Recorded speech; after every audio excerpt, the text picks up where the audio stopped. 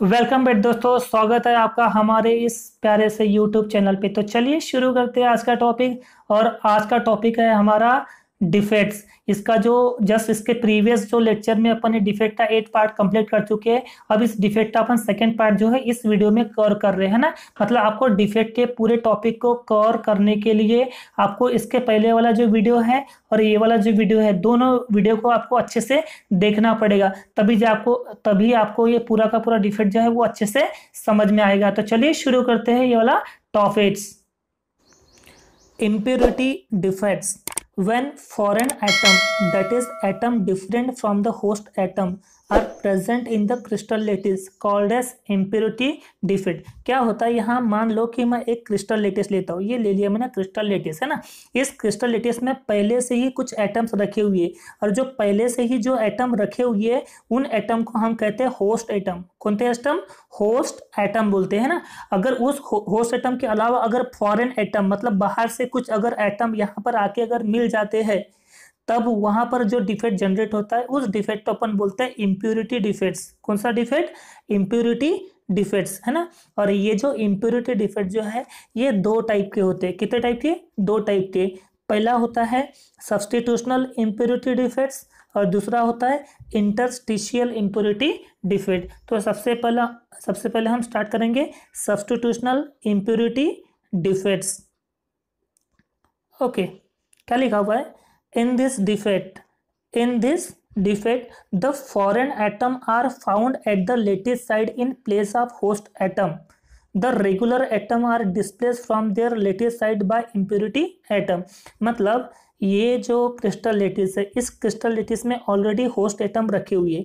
अब इस host atom के अलावा बाहर के कुछ एटम आके इसको इम्प्योर कर देते हैं। क्या कर देते हैं? इम्प्योर कर देते हैं। और बाहर से जो आए हुए जो फॉरेन एटम है तो उस होस्ट एटम को क्या करते हैं? डिस्प्लेस करते हैं। होता क्या है कि पहले से जो रेगुलर एटम है, यानी मतलब पहले से जो रेगुलर एटम रखे हुए उस रेगुलर एटम को ये जो बाहर वाले जो फॉरेन एटम आ रहे ये क्या कर देते हैं? उनको डिस्प्लेस करते हैं और उनको बाहर निकाल देते हैं, है ना। तब वहां पर जो डिफेक्ट जनरेट होता है उस डिफेक्ट को हम बोलते हैं सब्स्टिट्यूशनल इम्प्यूरिटी डिफेक्ट्स। क्या कहते हैं? सब्स्टिट्यूशनल इम्प्यूरिटी डिफेक्ट्स। अब इसके कुछ एग्जाम्पल है। जैसे पहला एग्जाम्पल लिखा हुआ है solid solution of metal. Solid solution of metal, जैसे brass is an alloy of copper and zinc. मतलब ब्रास जो है ये एलॉय है। एलॉय मतलब धातु है। किसका धातु है भाई? ये कॉपर का और जिंक का। ये जो ब्रास है ये एलॉय है कॉपर का और जिंक का। किसने पूछा कि ब्रास किसका एलॉय है? तो बोलना कॉपर का और जिंक का। In brass host copper atom are replaced by impurity of zinc atom. तो ब्रास में क्या होता है कि ऑलरेडी जो क्रिस्टल लेटिस में ये कॉपर के एटम रखे हुए, ये कॉपर के पूरे एटम रखे हुए है ना। तो बाहर से जो फॉरेन एटम जैसे जिंक एटम बाहर से आएगा और ये कॉपर के एटम को क्या करेगा? डिस्प्लेस कर देगा। क्या कर देगा? डिस्प्लेस मतलब रिप्लेस ही कर देगा। तो जो पहले से ऑलरेडी जो कॉपर के जो एटम रखे हुए थे उनको रिप्लेस करके अपन खुद उसकी जगह पे जाके वो रहना स्टार्ट कर देगा, है ना। फिर क्या लिखा हुआ है? The zinc atom occupy regular site of copper atom as show in the figure. तो वो जो क्रिस्टल लेटिस में जो पहले से जो कॉपर के जो एटम थे उस कॉपर एटम को हटा के वो पूरी तरह से जिंक एटम उस पर कब्जा कर लेता है। ये देखो, अगर आप ये फिगर को ये जो फिगर मैं जूम करके बता रहा हूँ आपको, ये जो फिगर है इस फिगर को आप ध्यान से देखोगे तो ये है क्रिस्टल लेटिस। ये मान लो कि ये क्रिस्टल लेटिस है। इस क्रिस्टल लेटिस में पहले से होस्ट एटम रखे हुए, ये जो दिख रहे हैं आपको ये सब क्या है? होस्ट एटम है। ये सब पूरे होस्ट एटम है ना। अब इस होस्ट एटम में क्या है कि बाहर, होस्ट एटम मतलब कौन सा है? Copper atom. अब बाहर से कुछ फॉरेन एटम आ गए। अब वो जो फॉरेन एटम आए वो कौन से फॉरेन एटम थे? जिंक के। अब जिंक ने क्या किया? इस कॉपर को रिप्लेस करके वो खुद उनकी जगह ले लिया उसने, है ना। इसी को बोलते हैं अपन ब्रास का एग्जाम्पल।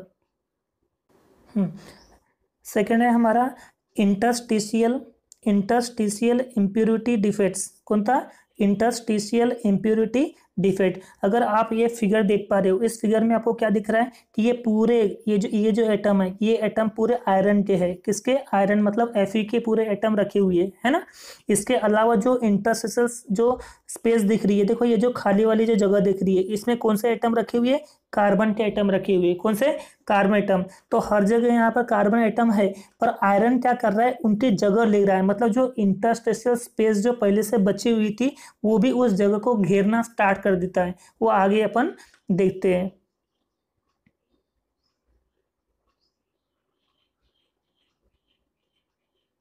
देखो क्या लिखा हुआ है, in this defect the impurity atom occupy interstitial space of lattice structure. मतलब इस डिफेक्ट में क्या है कि जो इम्प्योरिटी एटम्स है, जो इम्प्योरिटी एटम जो है वो इंटरस्टेशियल स्पेस, वो जो लेटिस स्ट्रक्चर की जो खाली जगह है, मतलब जो इंटरस्टेशियल स्पेस है, उसमें इम्प्योरिटी एटम जो है पूरी तरह से कब्जा कर लेता है। मतलब उस खाली जगह पे इम्प्योरिटी एटम जो है वो पूरी तरह से जगह घेरना स्टार्ट कर देते हैं। मान लो कि एग्जांपल अपन लेते हैं स्टील का। किसका, स्टील का। तो स्टील के जो एटम, जो ऊपर में आपको डायग्राम दिखाया मैंने, उसमें देखोगे तो Fe atom occupy normal lattice side. तो जो आयरन के जो एटम्स होते, ये अपने जो नॉर्मल लेटिस साइड जो खाली जगह थे, उनके ऊपर भी कब्जा करना स्टार्ट कर देता है। कौन से एटम, आयरन के एटम। जबकि उस खाली जो जगह है, मतलब वो जो इंटरस्टिशियल स्पेसेस में, जो इंटरस्टिशियल स्पेसेस है, उस खाली जगह में कौन से एटम प्रेजेंट है, कार्बन एटम। कौन से, कार्बन एटम। जैसे ये फिगर में आप देख पा रहे हो, इस फिगर में क्या है कि भाई यहाँ पे ऑलरेडी ये जो एटम रखे हुए, ये एटम जो है ये आयरन के एटम है। तो और ऑलरेडी ये जो बीच बीच में जो है ना, ये बीच बीच में जो आपको दिख रहा है, ये कार्बन के एटम है। तो ये जो इंटरस्टेशियल, ये जो बीच की जगह है, इसको बोलते हैं इंटरस्टेशियल स्पेस। तो इसमें इंटरस्टेशियल स्पेस में कौन से एटम है, कार्बन एटम है। तो आयरन एटम क्या करता है, उनके ऊपर भी कब्जा करना स्टार्ट कर देता है। तो ये था हमारा इंटरस्टेशियल इम्प्योरिटी डिफेक्ट।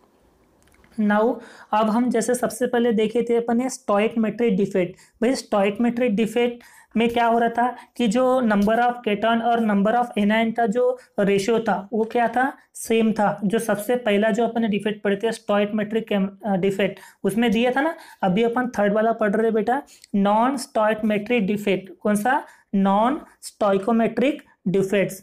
क्या है इसमें, in non stoichiometric defect the ratio of number of cation and anion of compound become different। मतलब इस नॉन स्टोइकोमेट्रिक डिफेक्ट में क्या होता है कि जो रेशियो ऑफ केटॉन, मतलब रेशियो ऑफ केटायन और रेशियो ऑफ एनायन जो है, इनका जो कंपाउंड है वो हमेशा क्या रहेगा, डिफरेंट रहेगा। जबकि स्टोइकोमेट्रिक डिफेक्ट में क्या था कि जो रेशियो ऑफ केटायन और एनायन का जो कंपाउंड था वो क्या था, सेम था।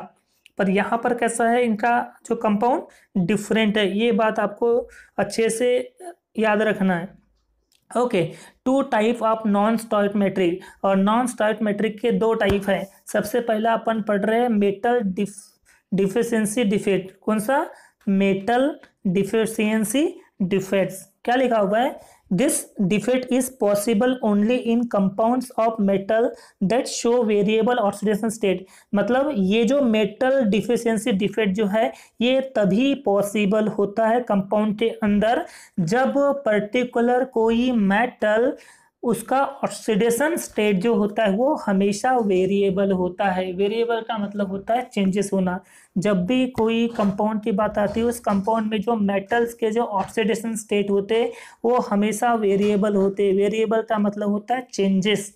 ये बात आपको अच्छे से याद रखना है। अब ये ऑक्सीडेशन स्टेट क्या होता है, अपन जब कोऑर्डिनेशन कंपाउंड जब ये चैप्टर स्टार्ट करेंगे तब मैं आपको वहाँ पर सिखाऊंगा कि ऑक्सीडेशन स्टेट जो है वो पर्टिकुलर एलिमेंट के कैसे निकालते हैं ना। फिलहाल आपको ये याद रखना है कि ये जो मेटल डिफिशियंसी डिफेक्ट जो है ये तभी पॉसिबल होता है कंपाउंड के अंदर जब वो मेटल का ऑक्सीडेशन स्टेट क्या हो, वेरिएबल हो, मतलब चेंजेस हो। For example in the compound of NiO। अगर आप NiO के कंपाउंड की अगर बात करें, NiO कंपाउंड की अगर बात करें तो NiO को जब आप ब्रेकआउट करोगे, NiO को जब ब्रेकआउट करोगे तो होगा क्या कि Na पे 2+ आएगा। Na पे 2+, क्या लिखा हुआ है एग्जाम्पल पे, in the compound of NiO 1 Na2+ ion is missing, create a vacancy at its lattice side. तो यहाँ पर जो लेटिस साइड में आपको फिगर दिखाता हूँ, अगर आप ये फिगर देख पा रहे तो इस फिगर में क्या हो रहा है कि जो NiO जो है, NiO जो है, ये इसका ब्रेक डाउन होता है किस में भाई, Na में होता है और ऑक्सीजन में होता है। तो यहाँ पर देखोगे तो ये जो खाली जगह जो दिख रही है, ये जो खाली जगह दिख रही है, ये है वैकेंसी। अब इस वैकेंसी ये किस वजह से बन रही है, क्योंकि यहाँ पर जो Na पे जो 2+ चार्ज था वो निकल गया, और यहाँ पर Na2+ चार्ज निकलने की वजह से यहाँ पर वैकेंसी प्रोड्यूस हुई। अब भाई यहाँ पर तो खाली जगह रहेगी, तो उस खाली जगह को फुलफिल करने के लिए, या उसको बैलेंस करने के लिए दो अलग से Na के एटम लेना पड़ा। पहला कौन सा, ये Na3+ दिख रहा है, ये पहला वाला, और ये दूसरा वाला। अगर आप ध्यान से देखोगे तो भाई यहाँ पर इस जगह जो वैकेंसी प्रोड्यूस हो रही है, क्यों प्रोड्यूस हुई, क्योंकि यहाँ से Na2+ आयन जो है वो निकल चुका है। तो उस Na2+ को बैलेंस करने के लिए यहाँ पर देखिए Na3+, ये 8 चार्ज और दूसरा Na3+, मतलब 2 चार्ज, यहाँ से 2 चार्ज निकला था तो यहाँ पर 2 चार्ज जो है वो बैलेंस कर दिया इसने। बात समझ में आ रही क्या? देखो यहाँ पर वही लिखा हुआ है, जैसे एग्जाम्पल में क्या है कि भाई NiO के एग्जाम्पल में क्या है कि जो Na2+ आयन जो है ये मिस हो गया अपनी जगह से, और जैसे वो मिसिंग हुआ, मतलब जैसे वो निकला तो वहां पर वैकेंसी बन गई। उस लेटेस्ट साइड पे क्या बन गई, वैकेंसी बन गई। The deficiency of 2 positive charges is made up by the presence of 2 Na3+ ion at, अब क्या लिखा हुआ है, The deficiency of 2 positive charges is made up by the presence of 2 Na3+ ion at the other lattice side, है ना। कि जो Na2+ यहाँ पर फिगर में आप देखो अच्छे से कि यहाँ पर क्या है कि Na2+ यहाँ से निकल जरूर गया है, पर उसको बैलेंस करने के लिए 2 Na3+ हमने यहाँ पर लिए। देखो ये पहला Na3+ और ये दूसरा Na3+ जो आपको फिगर में दिखाई दे रहा है। अब इसका सेकेंड टाइप है मेटल एक्सेस डिफेक्ट। कौन सा, मेटल एक्सेस डिफेक्ट्स। और इस मेटल एक्सेस डिफेक्ट के वापस से 2 टाइप है इसके। कितने टाइप है इसके, 2 टाइप। तो पहला टाइप पढ़ रहे अपन, न्यूट्रल एटम या फिर extra positive ion occupy interstitial position. Interstitial position मतलब वो जो खाली जगह जो है, वो जो वाइड स्पेस है, उसके जगह पे एक एक्स्ट्रा पॉजिटिव आयन आना। मतलब जब भी उस खाली जगह पे कोई एक्स्ट्रा जो पॉजिटिव आयन अगर ऑक्यूपाई करता है तब ये होगा मेटल एक्सेस डिफेक्ट का ये पहला केस। चलो पहले अपन देखते हैं कि पहला केस क्या है ना। पहले केस में लिखा हुआ है ZnO present 2 way of metal access. मतलब अगर जिंक ऑक्साइड की बात करें तो जिंक ऑक्साइड को दिखाने के लिए आपको 2 तरीके हो सकते हैं। उसमें से पहला केस पढ़ रहे अपन, in the first case in ZnO lattice 1 neutral Zn atom is present in the interstitial space as shows the figure. अगर अपन फर्स्ट केस की बात करें, पहले केस की बात करें तो ZnO लेटिस के जगह पे मतलब एक न्यूट्रल, यहाँ पर आप देख पा रहे हो फिगर को अच्छे से देखोगे तो यहाँ पर एक न्यूट्रल एटम जो दिख रहा है Zn जो पॉजिटिव आयन है ना, इस एक्सेस अमाउंट में यहाँ पर जाके बैठ गया। जो खाली जगह थी उस खाली जगह पे जाके बैठ गया, है ना। ये था पहला केस, क्योंकि न्यूट्रल एटम यहाँ पर हो गया। तो पहले केस में क्या हो गया कि भाई यहाँ पर Zn एटम जो खाली जगह थी उस खाली जगह पे आके वो बैठ गया। और इसका केस सेकंड केस अगर आप देखोगे तो सेकंड केस में, अब सेकंड केस के बारे में अगर देखेंगे तो in the second case when ZnO is heated at decompose. जब ZnO को आप मतलब जिंक ऑक्साइड को जब आप हीट करते हो तो कैसे डिकम्पोज होता है, जिंक ऑक्साइड गिरास्ट को Zn पे 2+ चार्ज आता है और हाफ O2 जो है बाहर निकलता है ना, मतलब 2 इलेक्ट्रॉन जो है उसको बाहर निकलता है। तो अगर आप देखोगे the excess Zn2+ ion are trapped in interstitial site in the lattice. तो ये जो आपको जो फिगर दिख रहा है, इस फिगर में आप देखोगे तो जो Zn2+ आयन जो है, ये देखो ये वाला जो Zn2+ आयन जो है ये इस इंटरस्टेशियल साइट में ट्रैप हो गया। ट्रैप का मतलब क्या होता है, वो फंस चुका है ना। ये जो इंटरस्टेशियल साइट जो है या इंटरस्टेशियल स्पेस पे ये Zn2+ जो है ये ट्रैप हो गया है। क्या हो गया, ये ट्रैप हो गया है ना। फिर क्या लिखा हुआ इसके अलावा, आप ये जो 2 डॉट दिख रहे, ये 2 डॉट मतलब 2 इलेक्ट्रॉन है, ये 2 इलेक्ट्रॉन भी यहाँ पर डिफ्यूज हो चुके है ना। वही नेक्स्ट पॉइंट में अपन पढ़ने वाले हैं। The electron also diffuse in the crystal to occupy interstitial side, है ना। यहाँ पर जो ये जो इलेक्ट्रॉन दिख रहे तो यहाँ पर इलेक्ट्रॉन भी क्या हो चुके हैं, डिफ्यूज हो चुके हैं। और डिफ्यूज होने के चक्कर में ये कहाँ पर किस जगह पे है, ये इंटरस्टिशियल स्पेस जो आपको फिगर में दिखाई दे रहा है।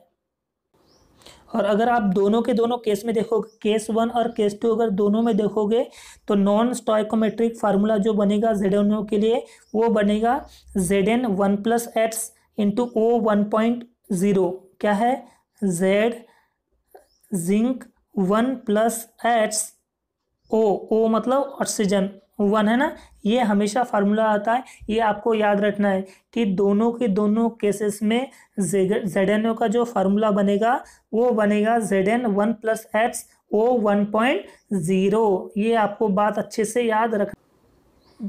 सेकेंड है बाय एनायन वैकेंसी। कौन सा, बाय एनायन वैकेंसी, या इसी को बोला जाता है कलर, क्योंकि कलर फॉर्मेशन होता है, या फिर इसी को बोलते हैं लोकेशन ऑफ एब्सेंटर, है ना। चलो इस पे आगे अपन पढ़ते हैं क्या लिखा हुआ है।